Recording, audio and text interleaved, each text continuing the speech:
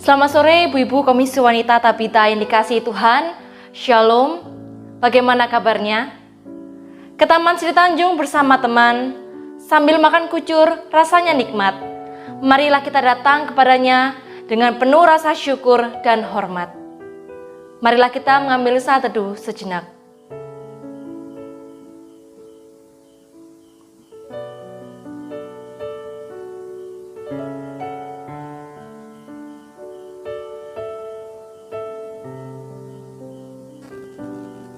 Persekutuan Komisi Wanita pada sore hari ini kita buka di dalam nama Allah Bapa, Allah Putra, dan Allah Roh Kudus. Amin. Ibu-ibu yang dikasih dalam nama Tuhan, menjadi Kristen bukan berarti segala hawa nafsu dan keinginan kita dimatikan. Justru sebaliknya, ketika kita mengambil keputusan menjadi orang Kristen, maka kita mendapatkan dua musuh yang kuat dan tangguh. Yang pertama, nafsu kedagingan yang semakin menentang iman kekristenan di dalam diri kita. Dan yang kedua adalah hal-hal dunia yang berusaha mempengaruhi kita. Kau yang terindah, kita naikkan pujian ini.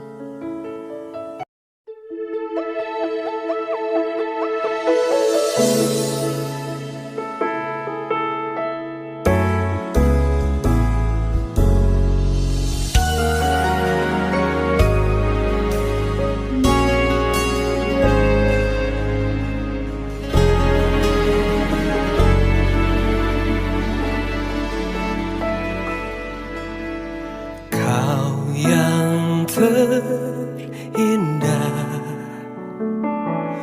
di dalam hidup ini, tiada Allah Tuhan yang seperti Engkau, besar perkasa penuh kemuliaan.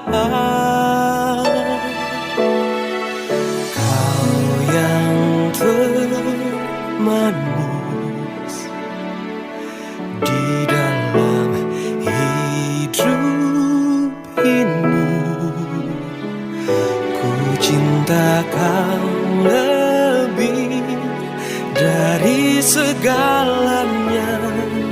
Besar kasih setiamu kepadaku, ku sembah kau ya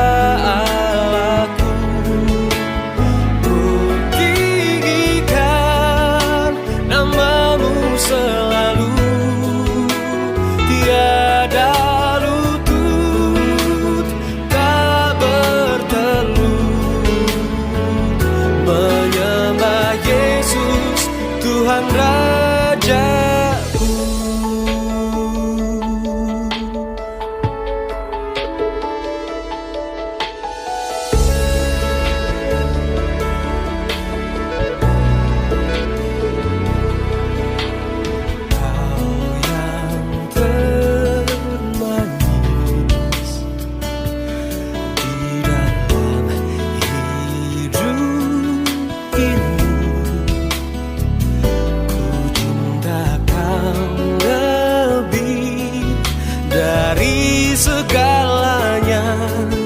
Besar kasih setiamu kepadaku, ku sembah kau ya Allahku, ku tinggikan namamu selalu, tiada lutut tak bertelut,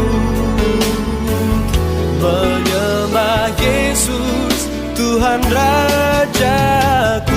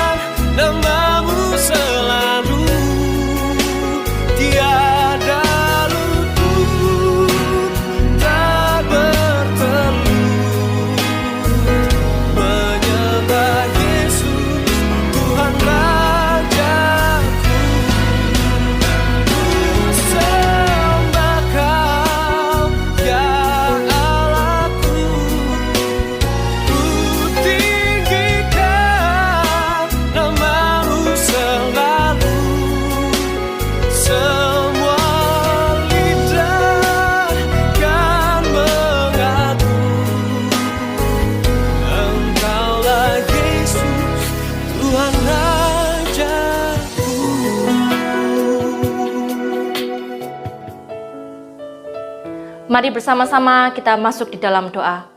Bapa kami yang di sorga, puji dan syukur kami naikkan ke hadapan-Mu. Pada sore hari ini kami boleh disatukan kembali di dalam persekutuan Komisi Wanita sekalipun secara online. Tapi kami percaya Bapa, di mana satu atau dua orang berkumpul di dalam nama-Mu, di situ Engkau hadir di tengah-tengah kami.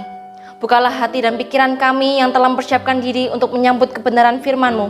Berikanlah hikmat kepada hamba-Mu yang akan menyampaikan firman Tuhan pada malam hari ini, agar firman yang disampaikan dapat kami mengerti dan kami lakukan di dalam kehidupan kami. Pimpin dan sertailah persekutuan kami dari awal sampai selesainya nanti. Hanya di dalam nama Tuhan Yesus kami sudah berdoa. Amin. Ibu-ibu yang dikasih dalam nama Tuhan, banyak orang bermerek Kristen, tetapi hatinya bukan Kristen. Mereka biasanya adalah penentang-penentang Allah. Perilaku mereka sehari-hari justru mencemarkan kekristenan dan mempermalukan nama Allah. Tentu, tak seorang pun dari kita mau disebut sebagai musuh Allah. Maka satu-satunya pilihan bagi kita adalah tunduk kepada Allah. Hidup ini adalah kesempatan. Mari kita naikkan pujian ini.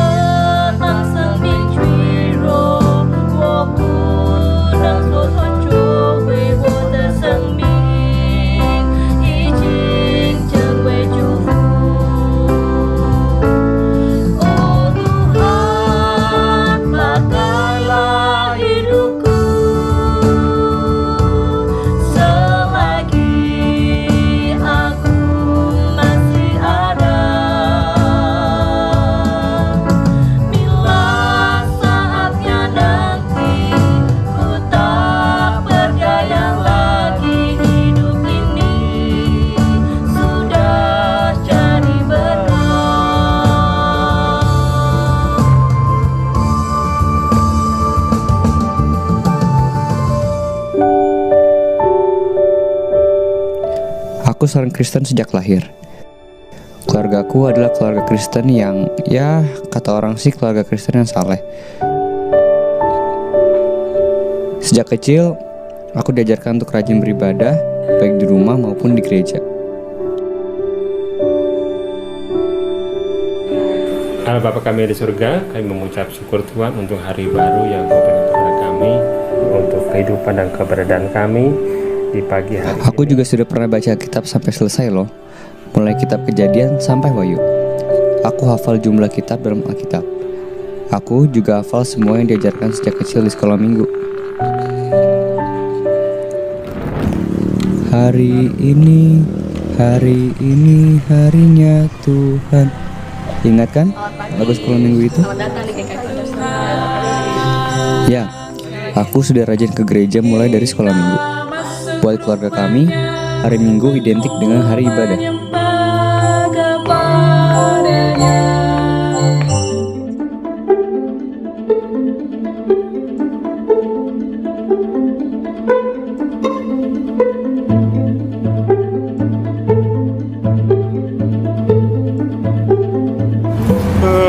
Kacau cuy, tadi gue ketiduran. Sama gue juga. Emang pendeta yang ngantukin, gue sih cepet-cepet aja biar main game. Ini. Bicara soal pelayanan, aku juga rajin terlibat dalam kepanitiaan di gereja. Boleh dibilang, aku ini juga aktif di gereja lah. Gimana nih nanti acara Natal kita? Dekorasinya udah siap belum? Ya elah, dari tadi cuma ngomongin gitu doang. Itu rumah gampang. Gak usah pakai rapat juga jadi. Cuma cepil. Waduh, santai aja gitu bro. Gue udah bertahun-tahun jadi panitia. Jadi dong gampang, gak usah pakai rapat juga jadi. Ya udah, serah kalian. Pokoknya, menurutku kehidupan rohaniku sudah cukup ideal. Sampai suatu hari, pertanyaan-pertanyaan yang selama ini selalu kupendam dalam-dalam kembali mencuat di pikiranku dan membuatku sangat terganggu. Kenapa kehidupanku rasanya tidak ada bedanya dengan orang-orang lain yang menurutku sih kalah rohani lah dari aku. Kemana pergi damai sejahtera yang kata orang dimiliki oleh anak-anak Tuhan?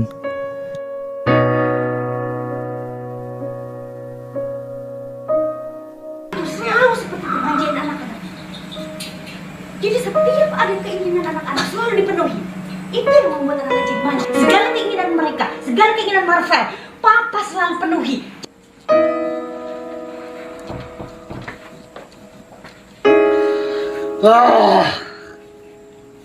Kenapa keluarga Kristen lain bisa terlihat begitu harmonis dan bahagia, sedangkan keluargaku? Kata-kata kasar sudah terbiasa ku dengar di rumah, terbiasa juga ku ucapkan sehari-hari.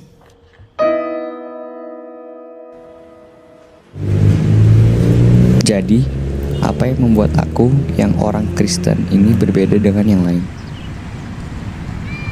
Pertanyaan-pertanyaan itu makin menghantuiku hingga suatu hari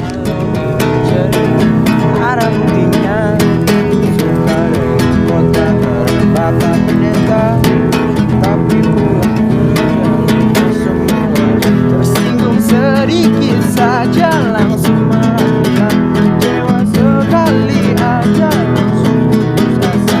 Hey, Kristen katanya lain katanya. Kalau cuma bicara Afel gak akan ada dampaknya. Kristen jangan cuma wacana, harus ada buahnya. Jadi ternyata apa yang kulakukan selama ini belum cukup. Rajin ibadah, pelayanan, tidak ada artinya selama aku belum berbuah. Ya Tuhan, ampunilah aku ya Tuhan, yang belum menunjukkan pertobatan melalui perubahan pikiran, yang belum menunjukkan pertobatan melalui perubahan hati, yang belum menunjukkan pertobatan melalui perubahan hidup, supaya aku dilayakkan menjadi pembawa berita terang kelahiran-Mu bagi orang di sekitarku ya Tuhan. Terima kasih ya Tuhan. Amin.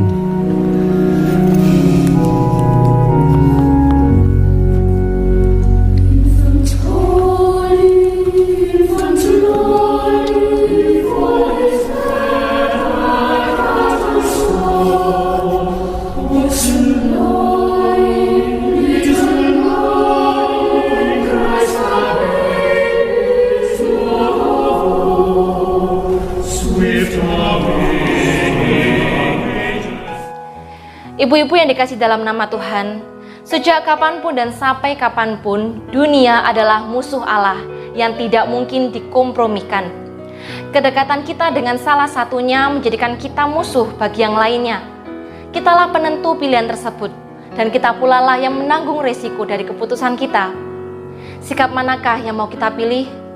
Cinta dunia dengan segala kenikmatan yang ditawarkan, ataukah sikap tegas kepada iblis tanpa kompromi? Sikap kedualah sikap seorang sahabat Allah. Jalan hidup orang benar. Kita naikkan pujian ini sebelum mendengarkan firman Tuhan.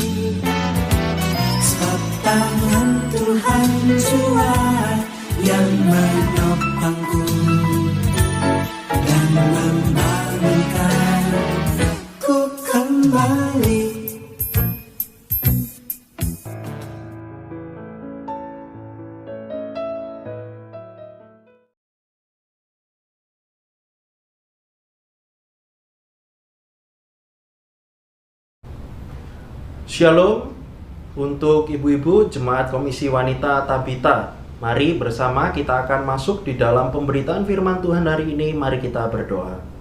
Tuhan, kami berdoa menyerahkan untuk waktu ini kami akan bersama-sama belajar firman Tuhan.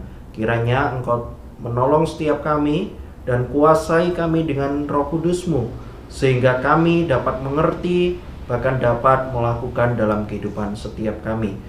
Terima kasih Tuhan, tolonglah kami yang lemah, terbatas, dan berdosa ini. Kiranya kami dimampukan untuk kami boleh dapat mengerti firman-Mu. Dalam nama Tuhan Yesus kami berdoa. Amin. Hari ini kita akan merenungkan satu tema, yaitu sahabat Allah atau sahabat dunia. Kita melihat Yakobus 4 ayat 1 sampai 10. Yakobus 4 ayat 1 sampai 10. Kalau sudah menemukannya, saya akan membacakan terlebih dahulu ayat 1 sampai 7. Yakobus 4 ayat 1 sampai 10, saya akan bacakan ayat 1 sampai 7 terlebih dahulu. Dari manakah datangnya sengketa dan pertengkaran di antara kamu? Bukankah datangnya dari hawa nafsumu yang saling berjuang di dalam tubuhmu? Kamu mengingini sesuatu, tetapi kamu tidak memperolehnya. Lalu kamu membunuh, kamu iri hati, tetapi kamu tidak mencapai tujuanmu. Lalu kamu bertengkar dan kamu berkelahi, kamu tidak memperoleh apa-apa karena kamu tidak berdoa. Atau kamu berdoa juga, tetapi kamu tidak menerima apa-apa karena kamu salah berdoa. Sebab yang kamu minta itu hendak kamu habiskan untuk memuaskan hawa nafsumu. Hai kamu orang-orang yang tidak setia, tidakkah kamu tahu bahwa persahabatan dengan dunia adalah permusuhan dengan Allah? Jadi barang siapa hendak menjadi sahabat dunia ini, ia menjadikan dirinya musuh Allah. Janganlah kamu menyangka bahwa kitab suci tanpa alasan berkata, roh yang ditempatkan Allah di dalam diri kita diingininya dengan cemburu. Tetapi kasih karunia yang dianugerahkannya kepada kita lebih besar daripada itu. Karena itu ia katakan, Allah menentang orang yang congkak, tetapi mengasihani orang yang rendah hati. Karena itu tunduklah kepada Allah dan lawanlah iblis, maka ia akan lari daripadamu. Amin.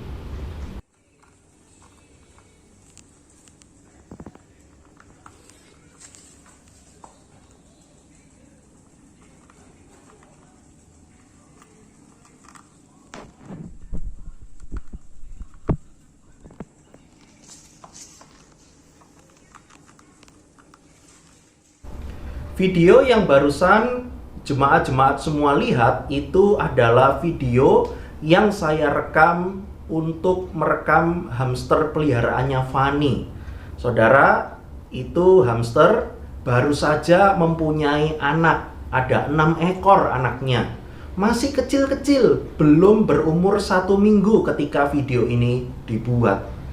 Saudara, meskipun umurnya belum 1 minggu, tetapi ketika saya mencoba memberikan 1 butir snack, 1 butir kerupuk gitu ya, untuk saya masukkan ke dalam kandang tersebut, apa yang terjadi?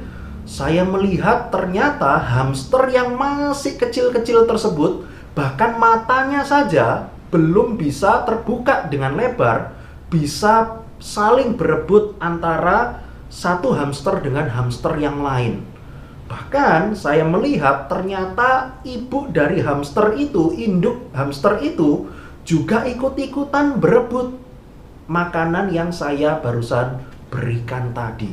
Saudara, ternyata kita melihat bahwa kita melihat insting dari seekor binatang itu kalau diberikan makanan, walaupun giginya belum tumbuh, mata mereka belum terbuka, tetapi mereka sudah bisa memiliki kemampuan untuk bersaing antara satu hamster dengan hamster yang lain untuk mendapatkan makanan. Sehingga ketika mereka mendapatkan makanan, yang penting perutku kenyang. Hamster yang lain, saudara-saudaraku, tidak penting. Dia lapar atau dia haus, atau dia belum mendapatkan makanan, sudah tidak usah mengurusi. Nah, itu saya berikan contoh hamster. Ternyata selain hamster, manusia juga bisa berbuat hal yang hampir sama loh. Buktinya apa? Saksikan video yang akan saya berikan berikut ini.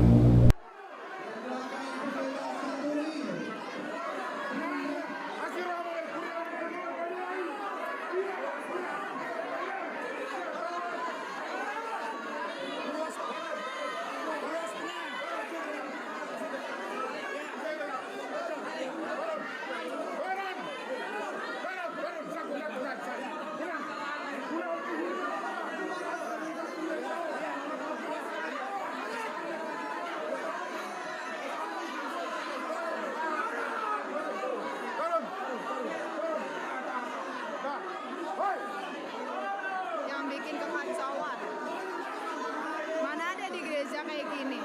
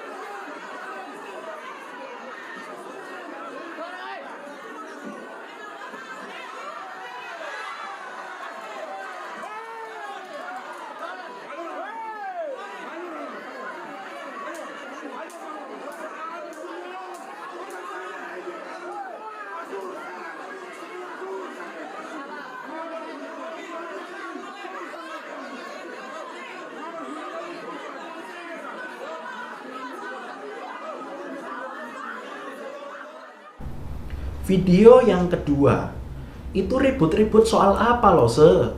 Nah, video itu ribut-ribut karena ada beberapa orang jemaat itu yang tidak terima dengan beberapa orang pemimpin di dalam gereja tersebut yang menyelewengkan kas gereja.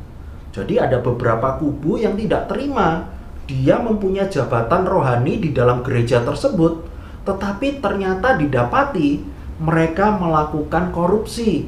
Mereka menyelewengkan sejumlah dana yang seharusnya dipakai untuk pelayanan, tetapi dipakai untuk kepentingan pribadi diri mereka sendiri. Karena itu ada beberapa orang yang tidak terima. Mereka menuntut pemimpin rohani tersebut harus segera turun dari jabatan rohani di dalam gereja tersebut. Saudara sekalian, entah itu binatang, entah itu manusia, ternyata kita melihat ada kesamaan, yaitu betapa mudahnya makhluk hidup yang ada di dunia ini itu melakukan perselisihan, melakukan pertengkaran, melakukan segala hal-hal yang jahat yang seharusnya tidak mereka lakukan. Bagaimana ya dengan umat Tuhan? Ternyata umat Tuhan pun juga, khususnya di dalam surat Yakobus, mereka pun juga melakukan hal yang sama. Mereka dikatakan di dalam ayat 1 sampai ayat yang keempat, di situ dikatakan mereka itu adalah umat Tuhan, tetapi perbuatan mereka sehari-hari tidak menunjukkan bahwa diri mereka itu adalah umat yang sudah percaya kepada Tuhan. Lalu apa yang mereka sedang lakukan? Ternyata kalau kita melihat di dalam ayat 1 sampai ayat yang ketiga paling tidak, kita mengetahui bahwa apa yang mereka lakukan itu adalah mereka itu kerap kali bersengketa, berselisih, bertengkar antara satu jemaat dengan jemaat yang lain. Kalau kita menyadari, seharusnya orang yang sudah percaya kepada Tuhan harusnya ada persekutuan yang baik, karena mereka adalah satu di dalam Tuhan. Tetapi yang mereka lakukan adalah mereka saling bertengkar, mereka mempunyai banyak sekali perselisihan antara satu orang dengan orang yang lain. Mereka lebih senang hidup di dalam persengketaan. Itu yang mereka lakukan. Nah, saudara sekalian, Yakobus memberikan nasihat di dalam perikop ini supaya mereka itu mengingat bagaimana identitas mereka di hadapan Tuhan. Karena kalau mereka bersengketa, mereka berselisih, mereka saling bersaing antara satu orang dengan yang lain, maka dikatakan apa bedanya kamu dengan orang-orang yang dunia yang tidak mengenal Allah.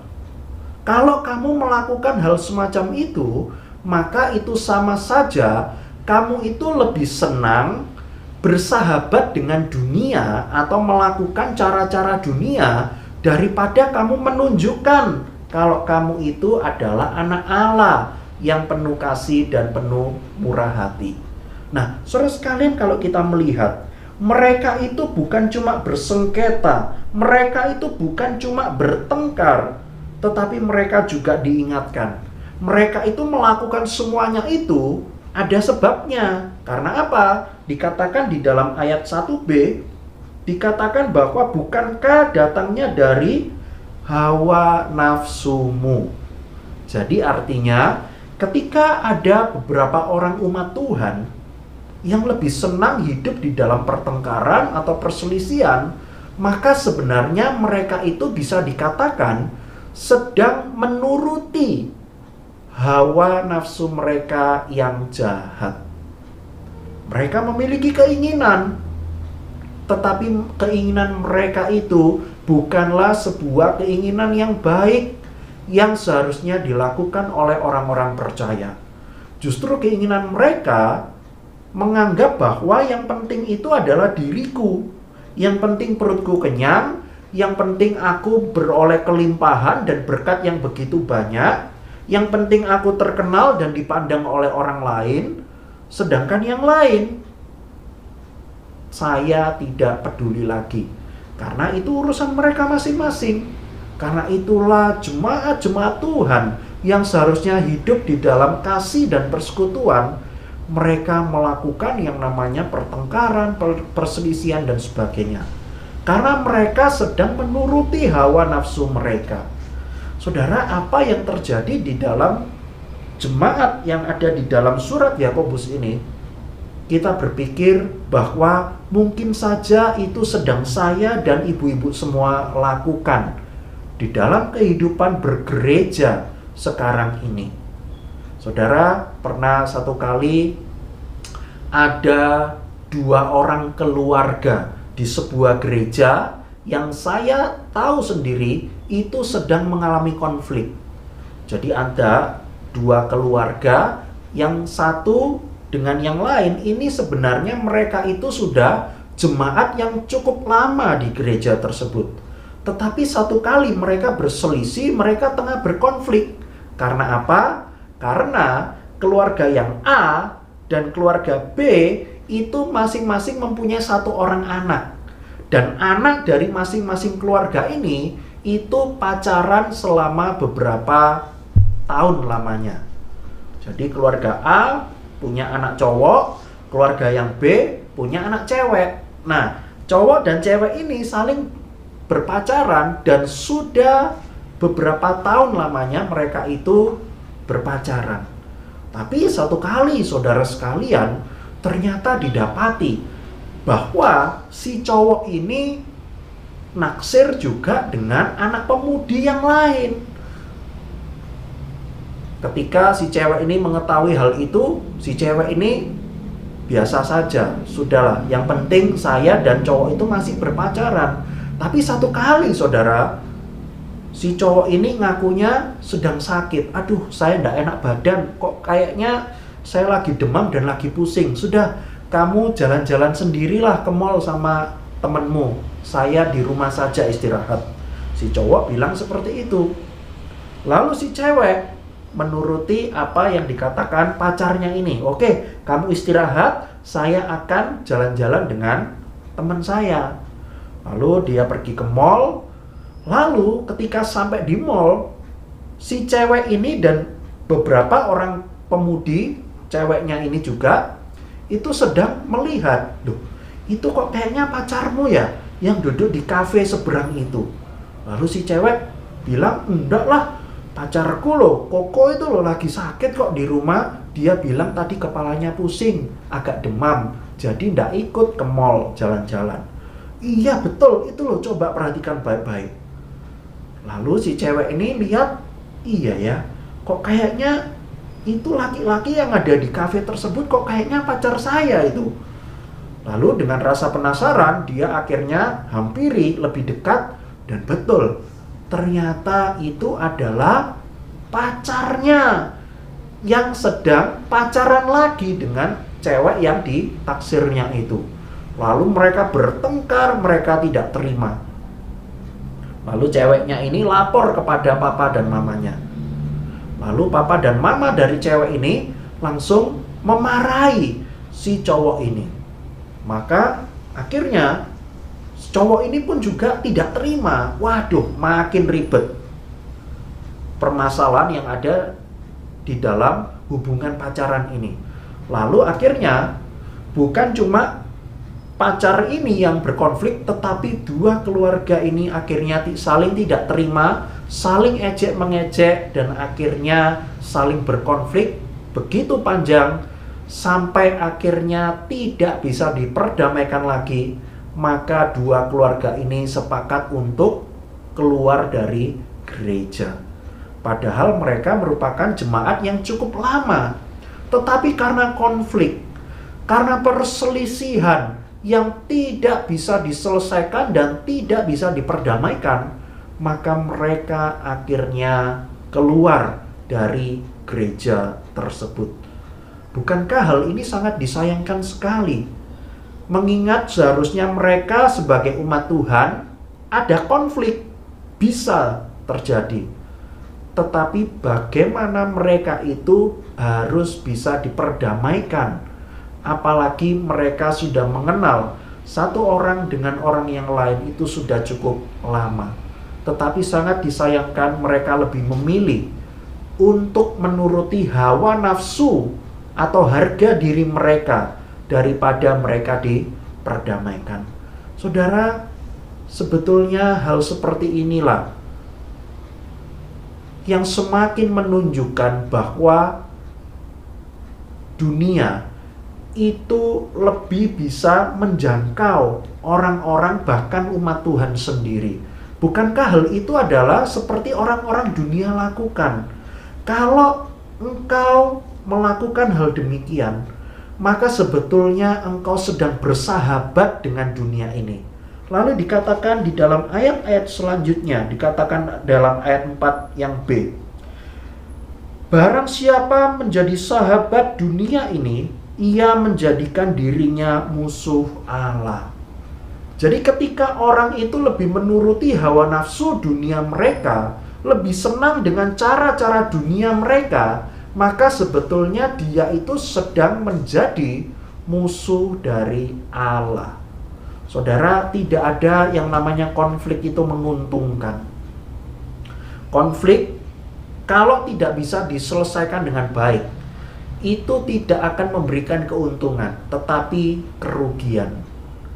Bisa jadi kerugian yang didapat itu bukan menimpa diri kita sendiri, tetapi bisa menimpa orang lain. Saya ambil contoh begini. Ada seorang anak SD. Anak SD itu satu kali dia itu dimarahi oleh kepala sekolahnya. Bapak kepala sekolahnya bilang begini kepada seorang anak SD itu. Kamu ya sudah 3 kali berturut-turut 3 hari ini telat. Telatnya enggak main-main loh. Telatnya sampai setengah jam. Hari pertama kamu alasan macet. Lalu hari yang kedua kemarin kamu alasan karena sudah jalan tapi balik lagi ke rumah karena ada buku yang ketinggalan. Nah, sekarang hari ketiga, sudah 3 kali loh berturut-turut kamu telat. Lalu hari ini kamu mau alasan apa lagi? Kepala sekolahnya tanya begitu kepada si murid SD ini. Lalu murid SD ini kali ini menjawab, "Pak, iya, kalau hari ini saya telat karena saya sedang nunggui papa dan mama saya lagi bertengkar." Wah, kepala sekolahnya ini heran. Ngapain kamu mau sekolah justru kamu pagi-pagi nunggui papa mama kamu tengkar? Emang kamu ikut tengkar apa? Anak itu menjawab, "Enggak Pak, bukan. Cuma papa dan mama saya aja yang bertengkar. Saya cuma nonton, saya cuma nunggui." Lalu kepala sekolah ini semakin heran, "Ngapain kamu nonton? Harusnya kamu kan melerai mereka supaya mereka damai dan sebagainya." "Sudah Pak, tapi tidak bisa. Karena tidak bisa, beberapa kali saya coba tidak bisa, akhirnya ya sudah saya duduk, saya tungguin mereka." "Ngapain kamu tunggui? Kamu kan bisa naik sepeda, lalu pergi ke sekolah, kan jarak dari sekolah ke rumahmu kan dekat. Kamu kan bisa kan naik sepeda?" "Bisa Pak." "Lah terus ngapain kamu nggak naik sepeda?" "Masalahnya gini Pak, papa dan mama saya itu bertengkar dan masing-masing mereka bawa sepatu saya. Papa saya bawa sepatu yang kanan, mama saya bawa sepatu yang kiri. Mereka gebuk-gebukan pakai sepatu saya. Jadi ya mau tidak mau saya harus nunggu mereka sampai selesai. Setelah mereka capek baru saya ambil sepatu saya. Saya cepat-cepat ambil sepeda lalu saya ke sekolah." Nah saudara, cerita ini memperlihatkan apa? Konflik yang tidak bisa diselesaikan dengan baik, maka bisa menimbulkan kerugian bagi orang lain. Demikian pun juga ketika kita bergereja. Lalu ketika di antara satu jemaat dengan jemaat yang lain ada konflik, ada perselisihan, lalu apa yang bisa kita lakukan? Dikatakan di dalam ayat yang barusan kita baca tadi, di dalam ayat yang ke-6, "Tetapi kasih karunia yang dianugerahkannya kepada kita lebih besar daripada itu." Artinya ada konflik, ada perselisihan, bisa. Antara umat Allah bisa, saudara. Tetapi ingatlah, ada kasih karunia dari Allah yang diberikan kepada umatnya. Dikatakan di situ lebih besar daripada itu. Artinya dari hawa nafsu, dari perselisihan, itu ketika sudah dikalahkan oleh kasih karunia Allah, maka kita melihat sekali lagi bagaimana kuasa Allah yang begitu besar yang menolong umat supaya mereka tidak makin terseret di dalam dunia ini, tetapi mereka sekarang menjadi sahabat-sahabat Allah karena kasih karunia yang diberikan Allah kepada umatnya.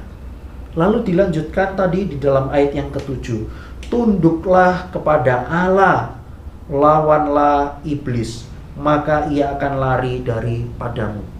Kita meyakini konflik yang tidak bisa diperdamaikan di dalam sebuah persekutuan orang percaya itu sebetulnya adalah pekerjaan iblis. Janganlah sampai mau kita dikalahkan oleh godaan iblis. Janganlah mau kita sampai dikalahkan oleh pekerjaan iblis. Bagaimana cara kita melakukannya? Dikatakan kita harus tunduk kepada Allah. Jadi bukan dengan kekuatan manusia sendiri melawan iblis, maka kita akan kalah. Tetapi kalau kita tunduk kepada Allah, kita memakai karunia dan kuasa dari Allah, maka Alkitab mengatakan kita pasti menang, kita pasti dapat mengalahkan si iblis. Saudara, bagaimana dengan kehidupan setiap kita? Adakah setiap kita sebagai umat Tuhan, kita lebih memilih bersahabat dengan dunia ini, melakukan cara-cara dunia yang tidak baik di dalam gereja? Ataukah kita makin menyadari bahwa kita yang identitasnya sebagai anak Tuhan, kita menjadi sahabat Allah, kita tunduk kepada Allah, sehingga dengan kasih karunia Allah itulah yang menolong kita untuk kita bisa tetap ada sebagai sahabat Allah, kita dapat melawan si iblis. Kiranya Roh Kudus menolong setiap kita di dalam kehidupan persekutuan antara kita dengan jemaat-jemaat yang lain. Marilah setiap kita mengutamakan kasih dan persahabatan daripada mengutamakan konflik dan perselisihan. Kiranya Roh Kudus menolong setiap kita. Mari kita berdoa. Bapa yang di sorga, tolonglah setiap kami supaya kami dapat mengimani firman-Mu hari ini, untuk kami boleh terus belajar kebenaran firman Tuhan yang menolong kami untuk kami dapat bersandar kepada Tuhan, menjadi sahabat Allah, bukan menjadi sahabat dunia ini. Tolonglah setiap kami Tuhan, supaya kami terus dimampukan dengan Roh Kudus-Mu. Dalam nama Tuhan Yesus kami berdoa. Amin. Komisi Wanita hari ini selesai. Saat teduh, Tuhan Yesus memberkati.